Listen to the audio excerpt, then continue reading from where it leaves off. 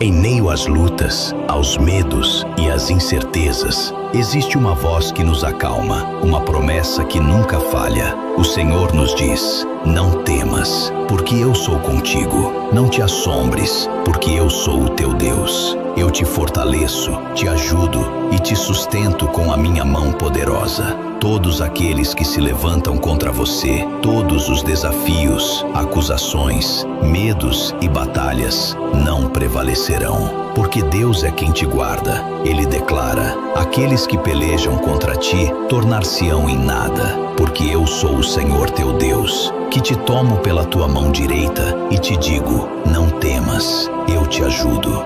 Hoje, receba essa palavra no seu coração. Você não está sozinho. Deus está ao seu lado, guiando, sustentando e cuidando de cada detalhe da sua vida. Confie, descanse, Ele te ajuda.